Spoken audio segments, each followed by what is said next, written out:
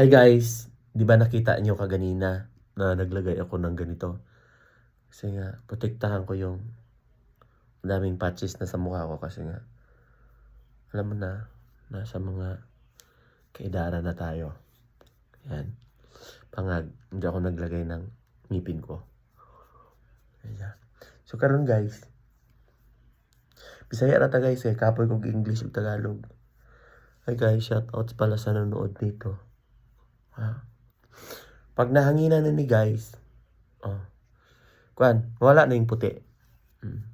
Ito yung ito yung after burn. Pagkatapos mo ng punta ka sa labas, kahit sabihin natin malamig. Mag skin burn pa rin yung cheeks ko. Ito, around. Namumula to pag taglamig. Yan. So, magamit na po ko guys, pag kuan ka na ang tawag kung tang tugnaw. Kasi dito kasi sa Saudi, iba yung cream na ginagamit pero iba yung ginagamit na cream sa taglamig, iba din sa tag-init, pag summertime. So ngayon dito ngayon is sobrang winter na. Ang weather ngayon, pakita ko sa inyo. Weather ngayon is cellphone na lang tayo kasi nga wala naman tayong.